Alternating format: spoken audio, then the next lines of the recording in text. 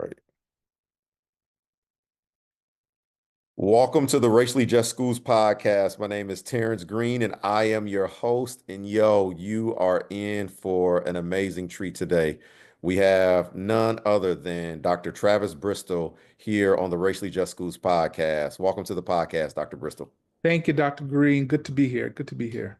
So glad to have you. I'm excited to talk about all the amazing work that you are doing with Black teachers, teachers of color, Indigenous teachers, and some other work you're doing. But to begin, I love to like humanize the folks that are here. And so I would love to hear, if you thought about your life as a movie trailer, what would be some of the highlights in terms of the people, the communities, the experiences that helped you become the person you are today?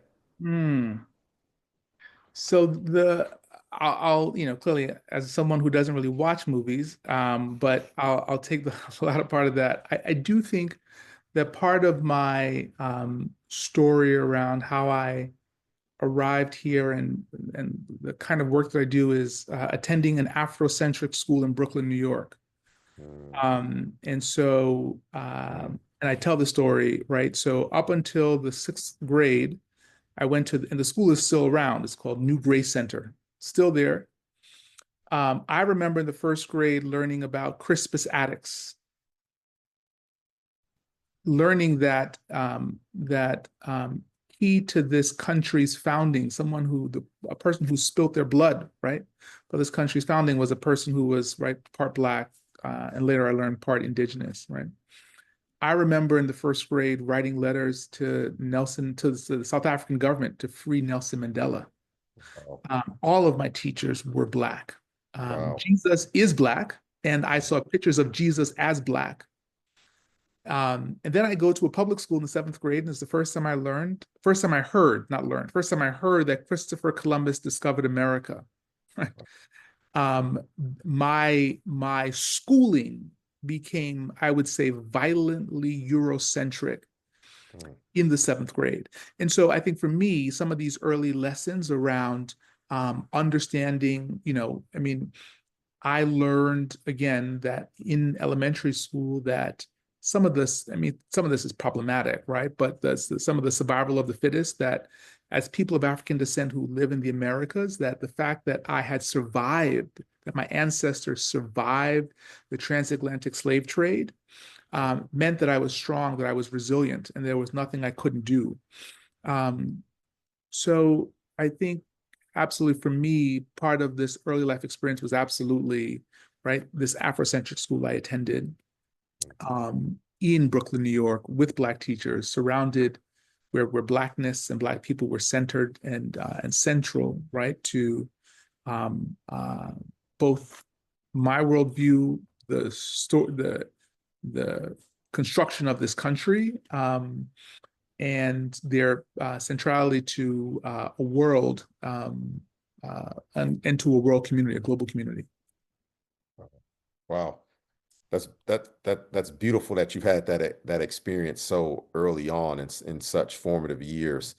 Um, and I can see how that is shaping a lot of the work you do. That's powerful. Thank you for sharing that. Um, I love to hop in and talk about some of the amazing work that you've been doing around teachers and specifically teachers of color and Indigenous teachers. And I think a great place to enter into this, what I really appreciate about your work and the work that you're doing is that you don't just think about the recruitment of teachers. You think about this larger lifespan of developing and sustaining teachers.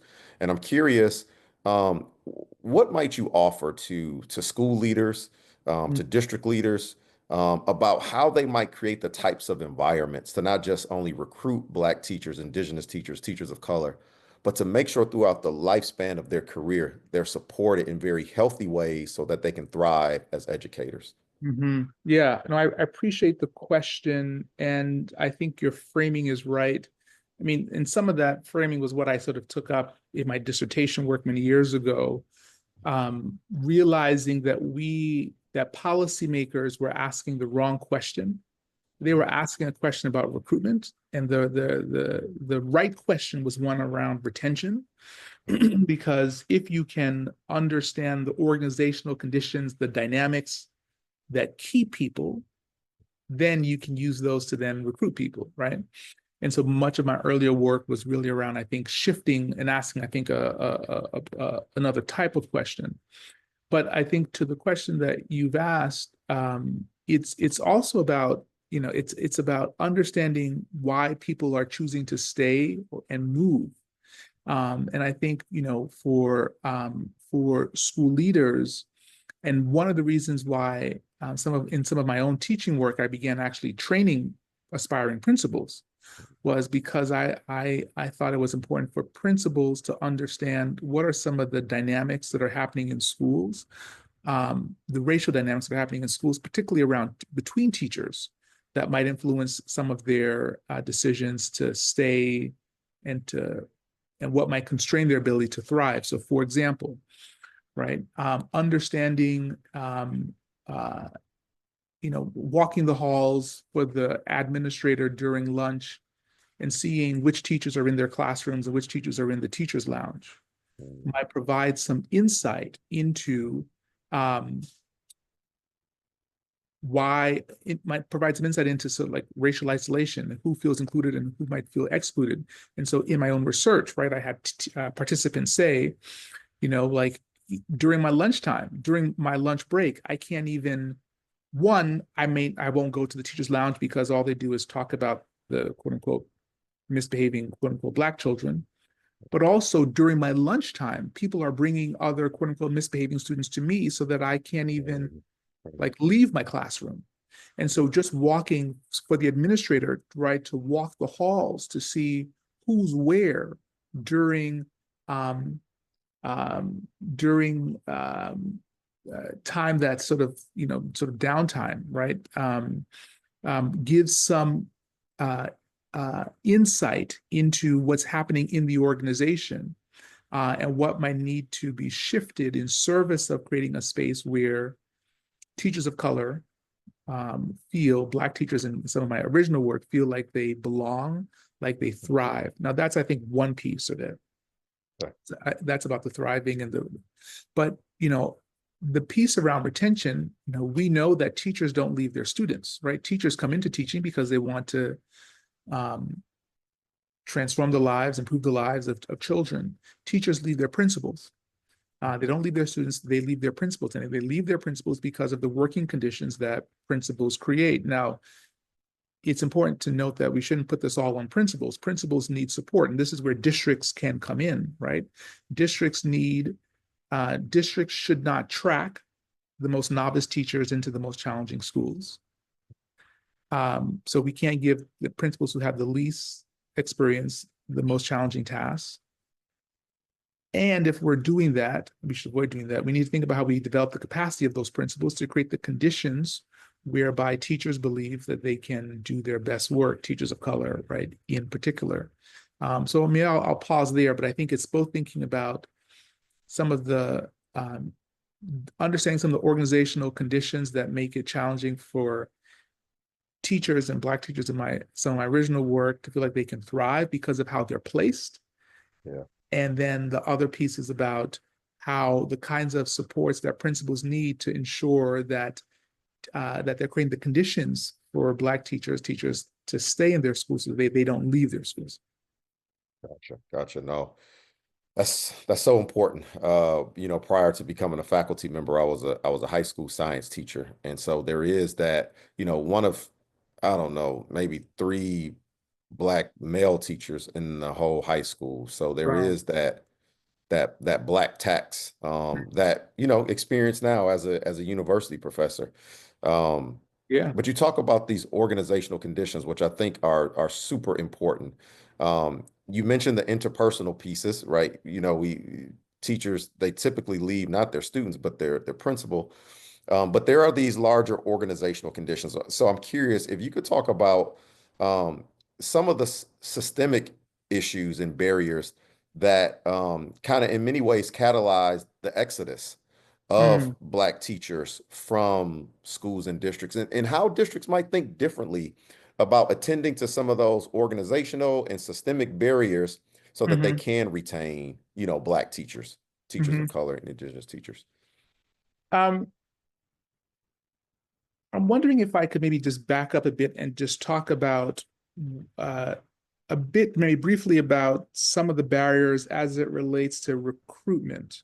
Okay. Yeah. I just maybe just talk because I do think that it becomes instructive for district leaders. So one of the uh, one question when districts ask, like, how do we recruit more Black teachers? I say, well, you need to first develop a retention strategy. So we can talk about that in a second.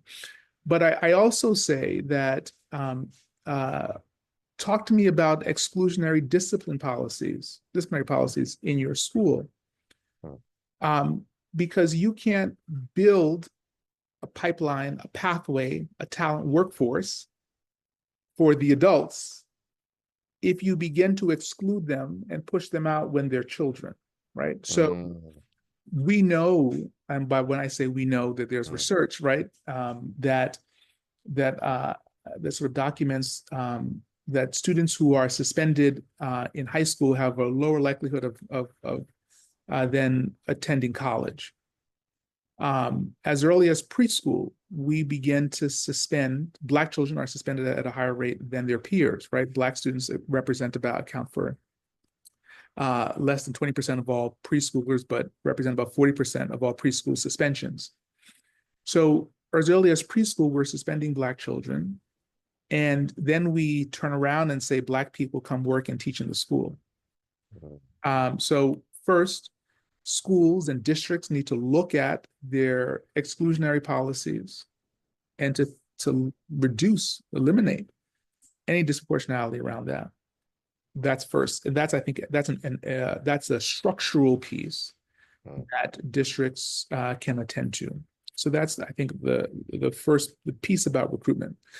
As relates to retention, one of the things that I found in my study was that Black teachers are attracted to and tracked into certain types of schools. mm, Black teachers say, they said that, yeah, I want to go and teach in a school that reminded me of the kind of, challenging conditions I experienced in high school, and I want to go and fix those, right? So they are attracted to those kinds of schools. And then I interviewed Black teachers. In my study, I had two types of Black teachers: Black men who were like the only Black men, and Black men who were in schools of three or more. I called them loners and groupers. mm, And then I interviewed some of the, and that this other group of teachers said that they wanted to go teach in some of the higher resource schools. Some of the loners said that they actually sat on the interview committees, mm, right? And they saw that their colleagues would say that these other teachers of color, Black teachers in particular, that they weren't a good fit. And so what mm, then becomes the option then? Well, it becomes the most challenging school. And so as we're thinking about these structural pieces around retention, right?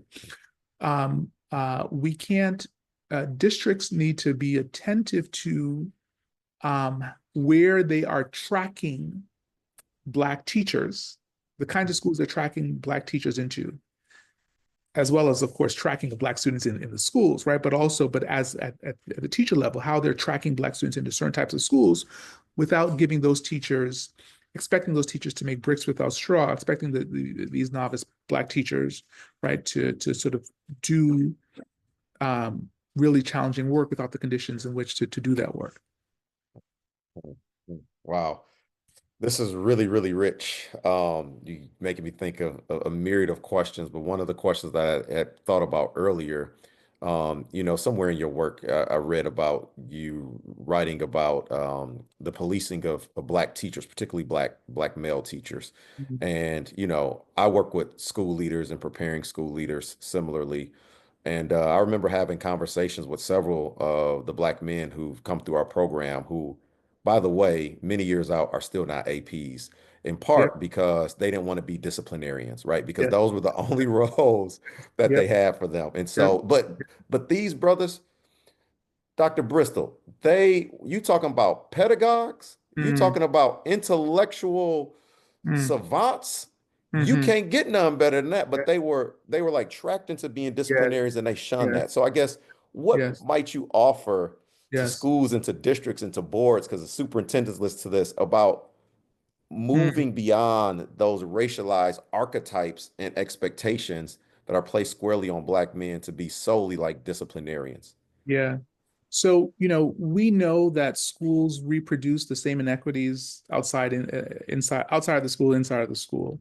Mm. Uh, the the the organizational term that I used that I drew on was Cantor's work around role encapsulation, right? So we have these beliefs about the roles that Black men should have: security officers, police officers. Um, uh, um, uh, what's the movie with Morgan Freeman? Oh, Uh, uh, Lean on Me, I think, right? lean on me. Yeah, Lean, yeah, it's right, the right. So principle. Yeah. Joe Clark, right? So Joe so Clark. we have these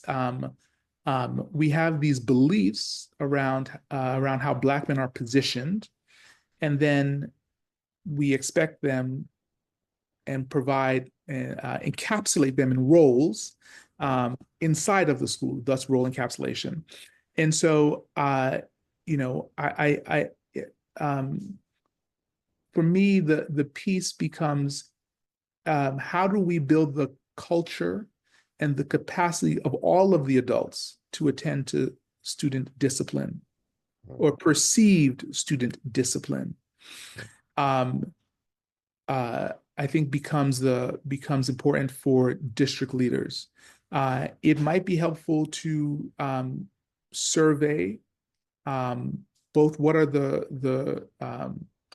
the assigned roles, right, official and unofficial roles that teachers have, and disaggregate that by race and gender to identify, um, what are the kinds of roles that principals are assigning to Black male teachers. So, for example, similar to the point that you raised in my study, Black men would say, that, in the school that I studied in Boston, the school district in Boston, teachers had like one assigned administrative role. For some of them, it could have been, um, you know, for many of the Black men anyway, it was always guarding the front of the school during dismissal or during lunch. But it could be looking at the kinds of unassigned roles, doing an inventory, a survey, right, of the unassigned roles that teachers have, and to think about if those unassigned roles, right, might have to do with stereotypical beliefs that we have about those individuals that live outside of the organization. Are we expecting mostly women teachers to engage in secretarial um, roles? I mean, those are the kinds of things that I think that the kinds of ways that, to your question, that school district leaders, administrators could look at to ensure that we are not only allowing people to live and breathe and be their full selves, but that we're also not reifying stereotypes for students, right? Mm, Because what happens if students only see sure. all the Black men teachers guarding the hallway or in front of the school? What message does that send to students? So I think it's the both for the teacher piece as well as for students. Yes. It's really, really, really rich. I'm curious, and I appreciate how you are making like these through lines and these beautiful connections, both historically, but also in a contemporary sense, right? Thinking about um, what young people see and what they experience, and how that also influences, a pathway for Black folk to become teachers. Which often, typically folks don't talk about what, Brown v. Board did to an entire workforce of Black teachers, right? So making those connections.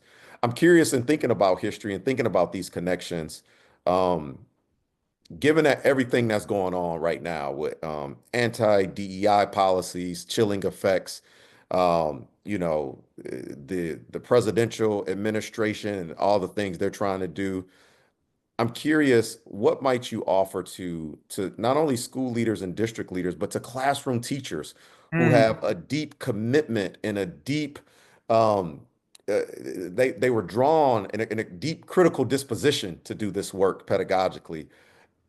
What might you offer to them about how they might navigate within this current context? mm. So I was on a, so I'm gonna answer the question by borrowing from Gloria Ladson Billings, who it was asked a very similar question earlier in the week. Was that we have to look that what teachers can do in this present moment is to look to Black teachers historically. Mm, Um, mm, and I think it's important to remind people that we've been here before.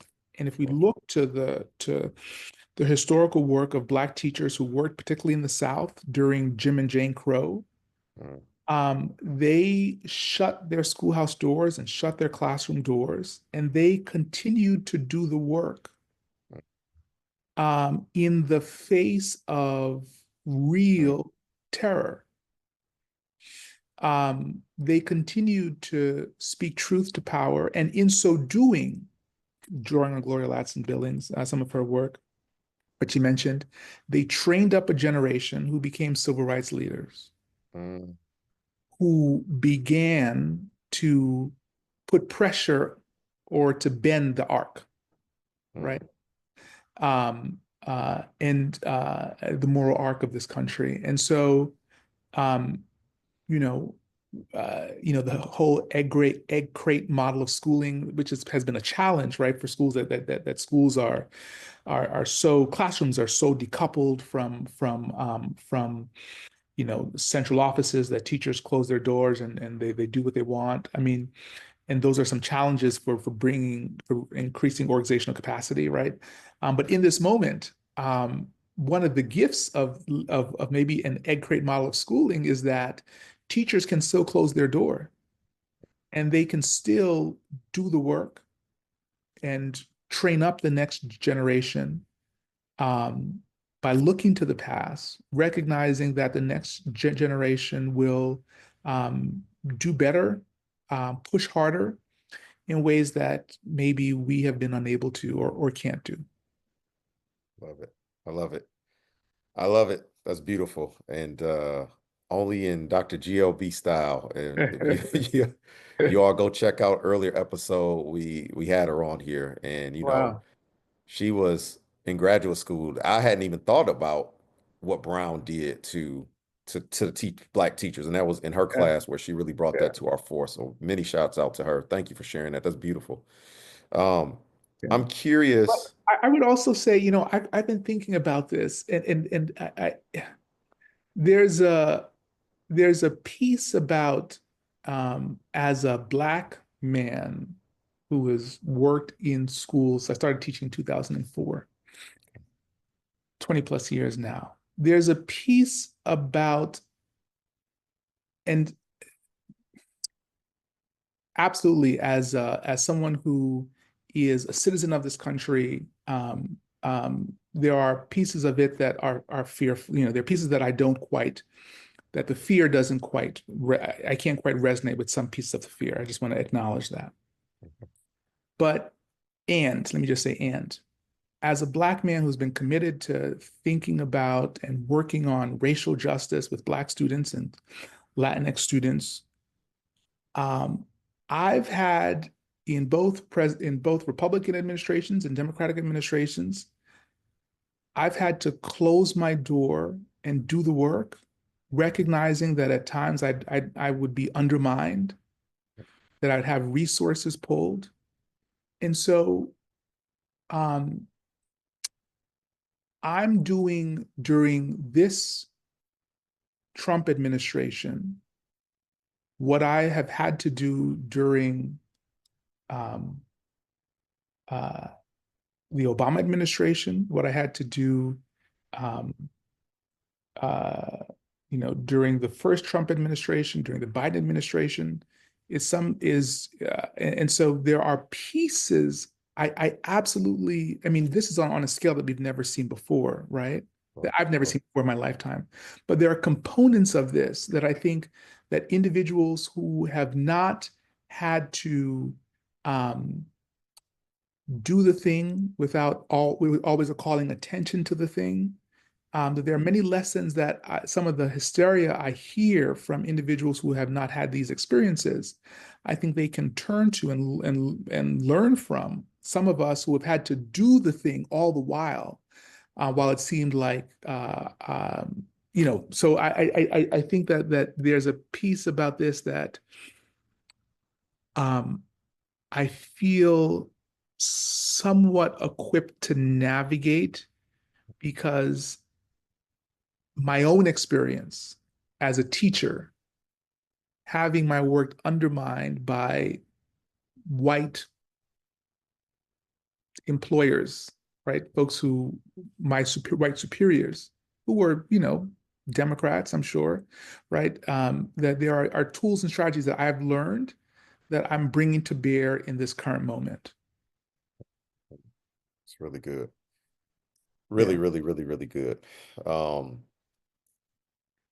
you know, I've been wanting to write this piece for a while, and I probably shouldn't say it on here, but I've been wanting to write this piece called "The Underground Railroad Never Closed." Right, and Mm, so it's this yes, idea.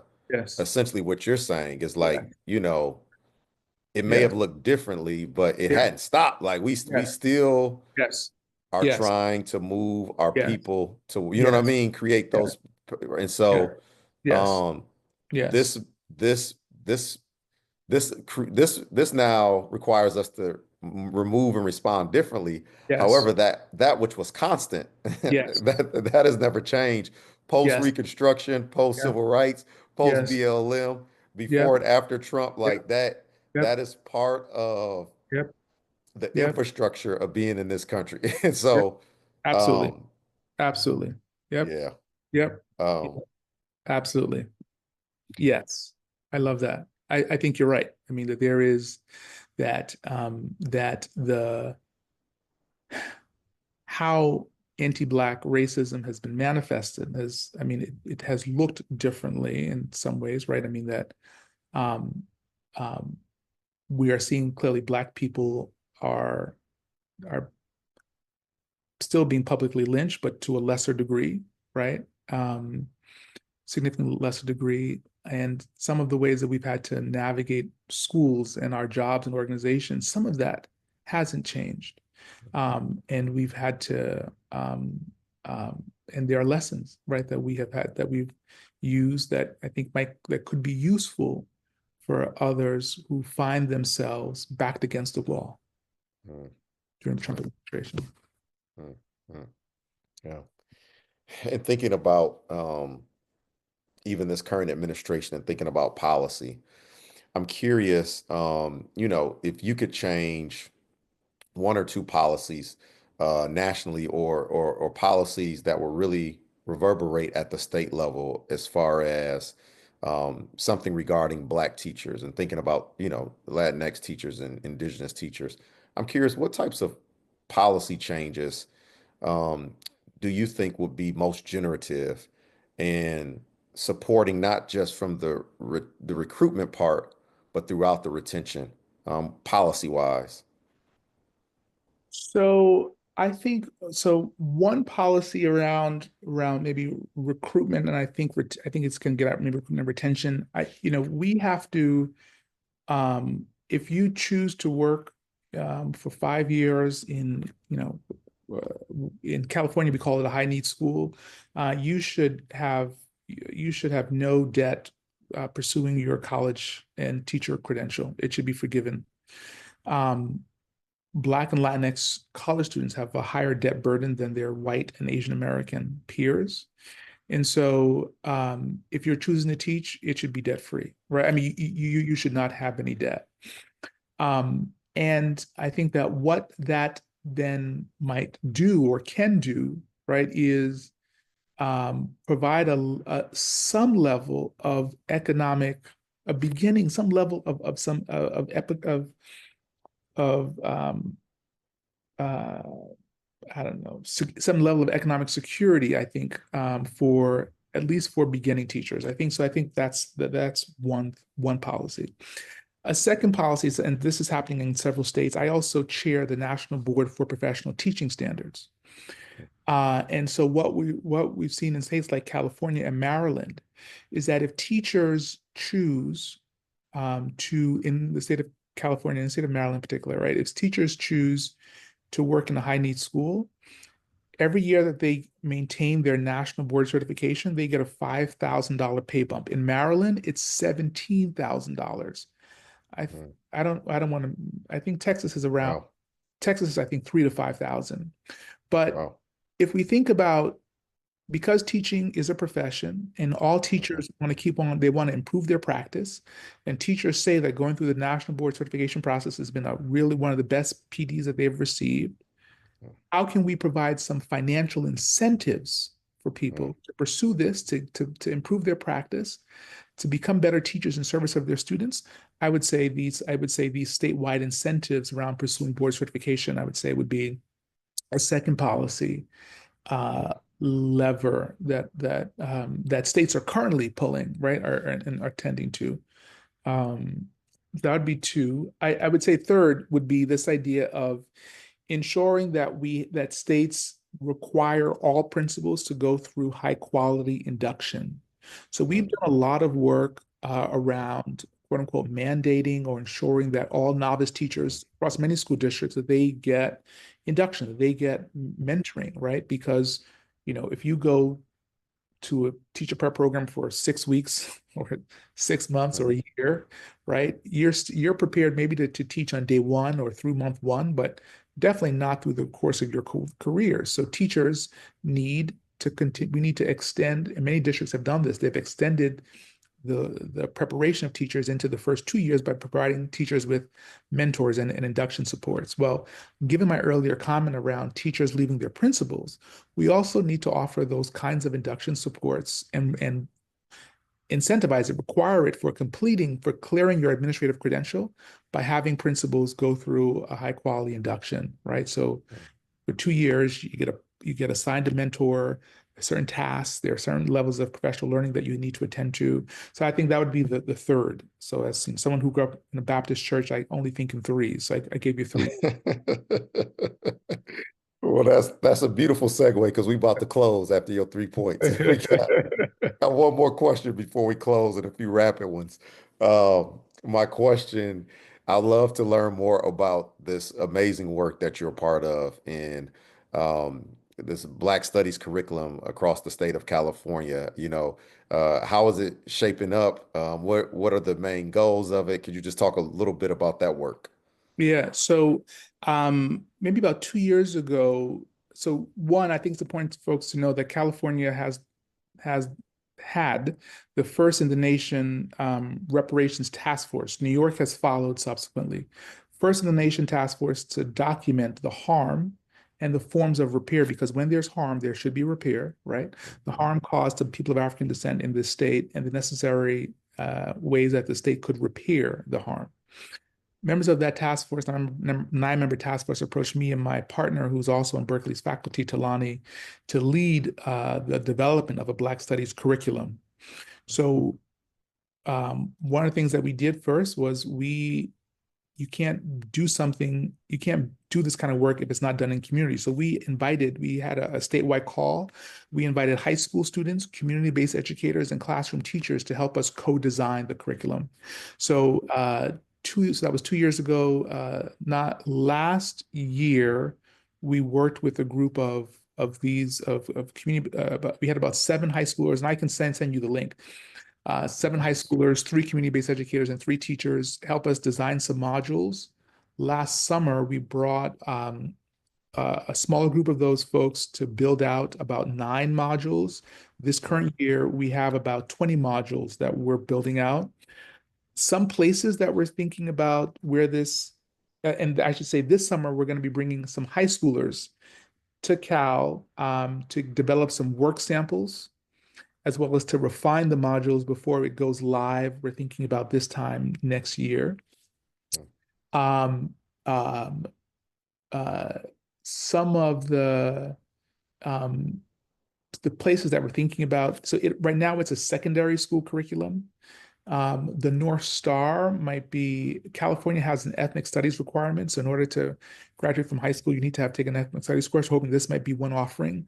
But we're Mm, also intending that this will not only live in high school spaces, that this will live in community-based organizations, carceral spaces, mm, churches, right? mm, Because it'll be open source. mm. So that's sort of where we are and where we are going. Wow, wow, that's beautiful. Yes, please, any links, I'll definitely put them in the show notes and love to have you back at some time to talk about that as it continues to develop. Yeah. As we close, I just got three just rapid questions. Would just love to hear your responses to them. So you ready? I'll try. Okay. The first one is if there was a movie that was created about your life, who would you want to star you and why? Ooh, oh man, who would I want to I mean, I kind of grew up, I mean, watching Denzel. I don't know. I don't know. I feel like I feel like there was a um I think that I've navigated various parts of my life. Clearly I'm a teacher, I'm a father. I'm a first generation American. I mean, I think that there's a multi-dimensionality around Denzel that I think I don't know. So yeah. So yeah, so Denzel. Okay. Yeah, Denzel's great. If you you had a 7 hour flight and you could Ooh, have a conversation with one person, yes. whether they're here or they've transitioned, someone you've known, someone you didn't know, who would you want to talk to and ask questions to, and why? Hmm.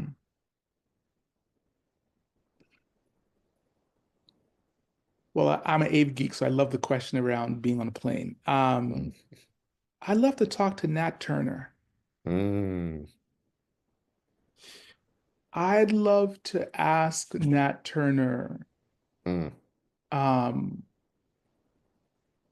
talk to me about how you um, resolve within yourself mm, to engage in probably what was going to be a suicide mission. mm, Talk to me about about the dreams you had, about the past, and what mm, you were dreaming forward around um, creating,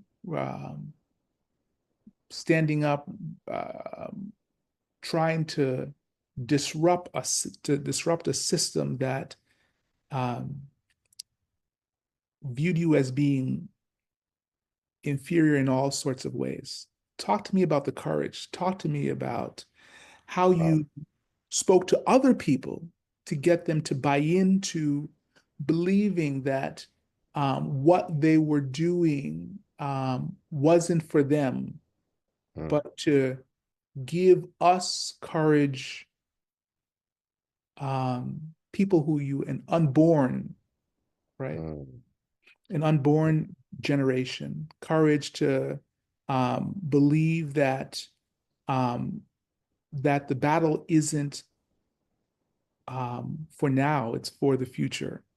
And sacrifices that are made in the present are in service of things in the future. So yeah, wow. Nat Turner. Wow. That's deep. That's deep. That's deep. Wow. Wow, wow, wow. My last question is if you can only listen to three artists for the rest of your life, it could be a group, they could be soloists, they could be musicians. What three folks would you want to listen to and why? Bob Marley, Mm, um, War, until the philosophy that holds one race superior. mm, So Bob Marley, uh,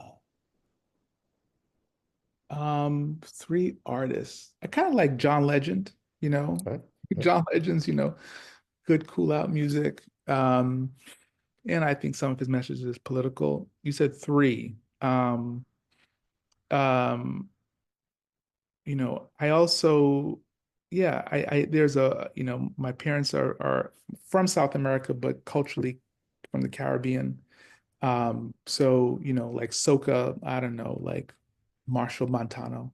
Gotcha. Because, I think that uh, even in the midst of what feels like the sky is falling, and this is not false hope, but there are opportunities to carve out joy, and sometimes some of that's with, I think, Marshall is good joy music. Mhm. Wow, this has truly been beautiful. Thank you for sharing space, your wisdom, your time. Before we sign off, are there places that folks, if they want to follow up with you, learn more about your work, potentially work with you, where they can get in touch and learn more about what you're doing? Yeah, I mean, I'm easy to find. Travis Bristol, Berkeley. Email is tjbristol@berkeley.edu. So those are kind of, I'm on LinkedIn, so those are kind of the places. Gotcha, gotcha. We'll definitely add that to the show notes. Well, thank you again. I deeply appreciate you. Thank you, This Dr. is Brain. a I appreciate the invitation. awesome. Thank you. Awesome conversation. Y'all in the words of old Marty Marty Marr. We out. See you. Peace. Were you about to say something else? No, no, no, no. I was appreciating that. Gotcha. All right, y'all. Peace. Take care.